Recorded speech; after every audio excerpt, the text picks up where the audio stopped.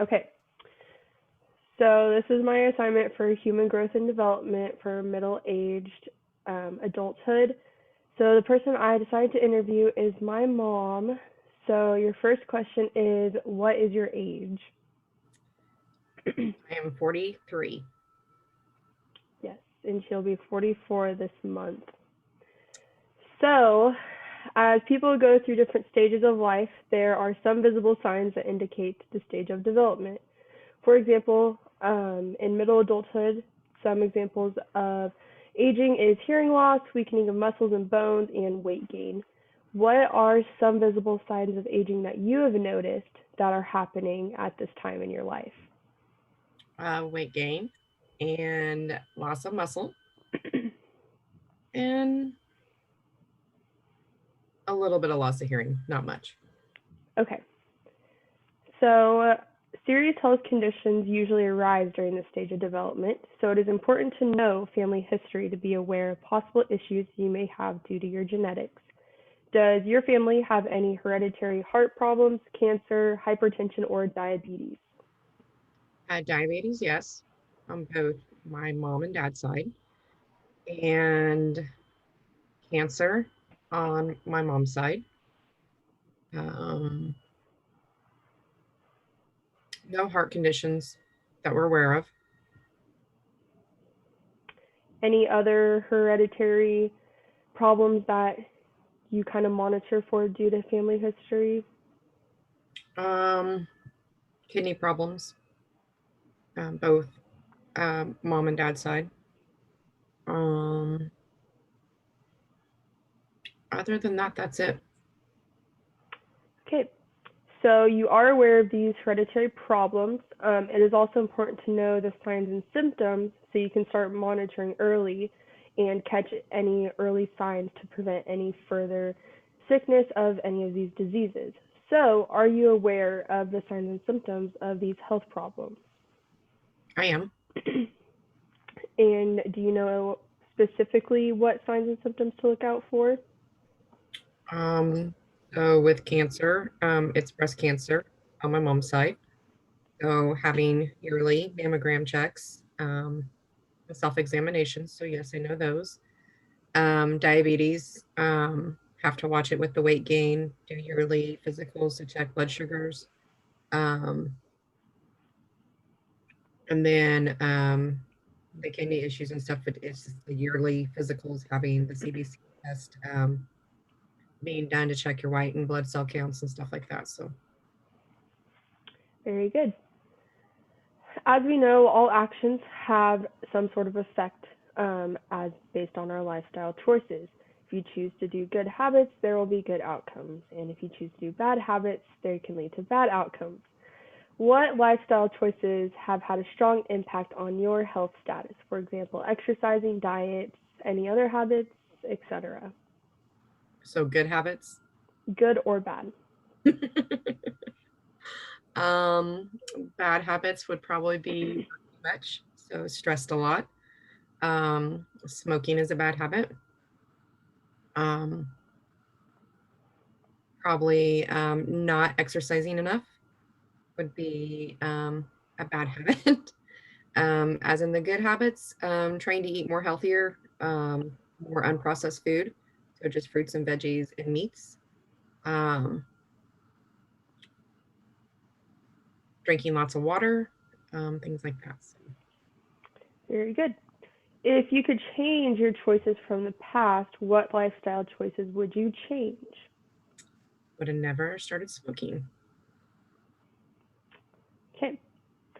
Sometimes as people age, their cognitive development declines, which can also be associated with aging usually. But that is not always the case. There are some cognitive tasks that actually increase as you age, as in verbal memory, vocabulary, and inductive reasoning, just to name a few. Since entering this stage of life, have you noticed any cognitive or intellectual decline in how you make decisions or remember things? Remembering's an issue. I have to write it down a lot more, or I'll forget. Um, Nothing else really, just on issues wise. It is important to establish and maintain relationships in middle adulthood. Studies show an increased risk in health conditions in those who feel isolated and alone.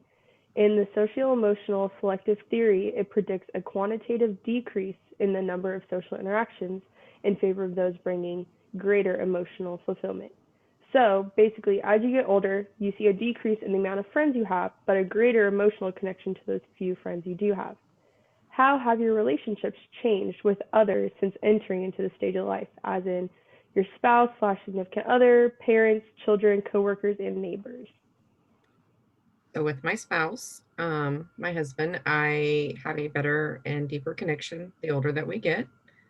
With my friends, it is a smaller group than what it used to be, but definitely um, talk to them more, hang out with the few that we do more than what we maybe normally did before. What about your relationships with your coworkers? I mean, I feel like they're I have a small office, so we have a strong relationship, rely on each other. So um, it's not, I would call a juvenile relationship where it's cattiness.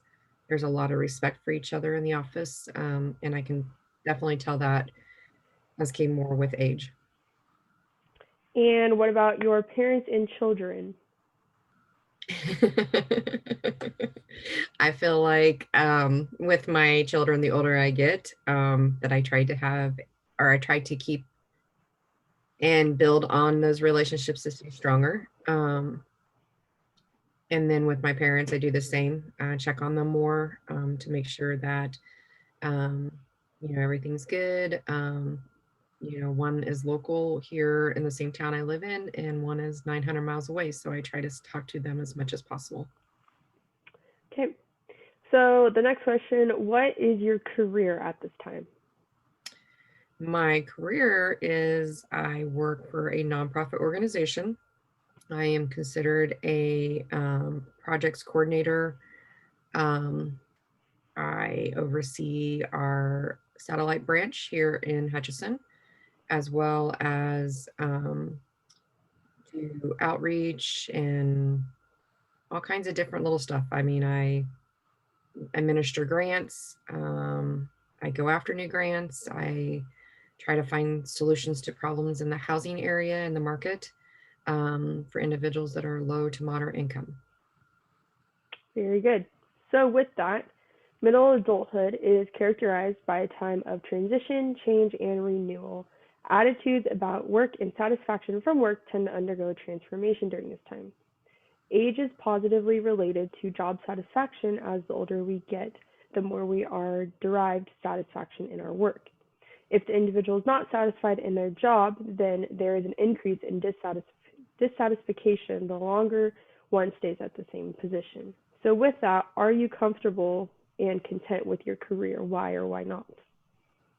I am made a career change almost 4 years ago. Um, I am content with the change that I made due to the fact that I don't work as many hours as I used to. Um, I actually feel like I have a life outside of work. My job is still rewarding by being able to help people every day. Um, so I feel like um, the older that I have gotten, that is something that's more now of a priority um, at looking at things like that. Okay, and then following up with that, do you want to advance or change your career in the future? Why or why not? Oh, not necessarily. I'm passionate about what I do.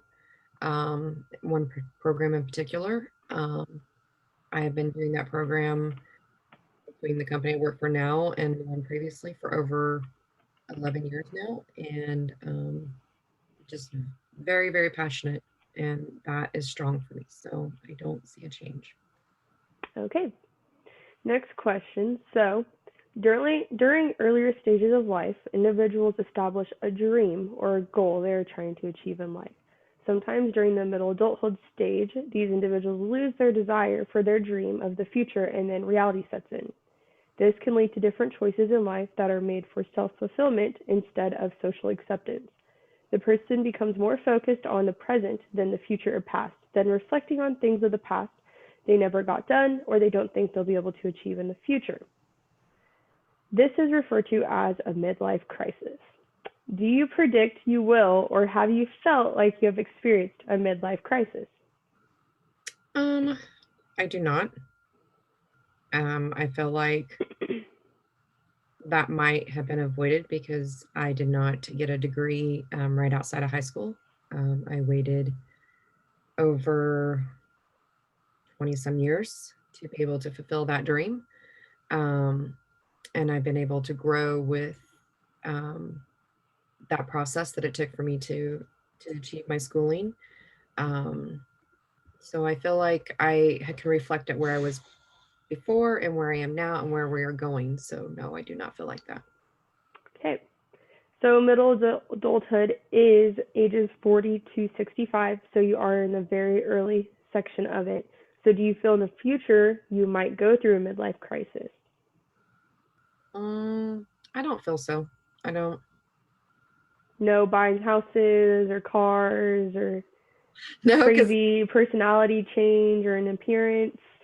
no, I don't think so. I mean, I feel like the most recent house purchase to move outside of town in the country um, was something that um, if you want to call a midlife crisis, but at the same time, it was more of um, a mental a mental need for my family and myself. All right, those are all the questions I have. So thank you for being a part of my interview. You're welcome.